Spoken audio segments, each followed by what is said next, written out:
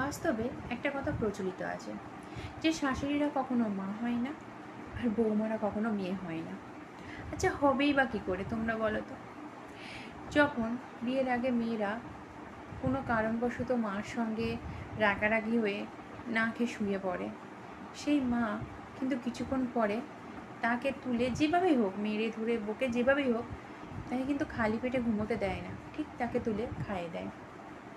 আবার মেয়ে যদি মার উপর রাগ করে, সেই মা কিন্তু কিছুক্ষণ পর মেয়েকে জড়িয়ে ধরে গালে একটা হাম দেয়, দিয়ে বলে, মা আমার ওপর রাগ করিস না। মেয়ের হাতের কাছে মা তার সমস্ত প্রয়োজনীয় জিনিস দিয়ে দেয়। মেয়ে যা খেতে চায়, যা আবদার করে মার কাছে, মার যতই কষ্ট হোক, হয়তো সঙ্গে সঙ্গে করে দিতে পারে না, কিন্তু পরে হলেও করে দেয়।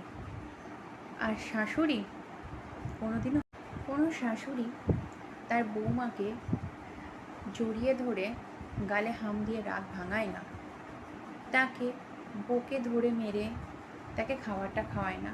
করে, সব শাশুড়ি কিন্তু সমান নয়, কিছু শাশুড়ি করে কিন্তু কিছু শাশুড়ি করে না। ঠিক তেমনই বৌমাদের ক্ষেত্রেও কিন্তু সমান। বৌমা কোনো দিন কিন্তু নিজের মেয়ে হতে পারে না। কি করে হবে? যদি শাশুড়ি আর বৌমার ঝগড়া হয়, বৌমা কিন্তু কখনো শাশুড়িকে গিয়ে জড়িয়ে ধরে না। বৌমা কিন্তু কখনো শাশুড়িকে বলে না, মা চলো খাবে, চলো। বউ বউয়ের মতো খেয়ে নিল, শাশুড়ি শাশুড়ির মতো খেয়ে নিল। এটাই বাস্তব। কিন্তু আমি সব শাশুড়ি সব বৌমার কথা বলছি না।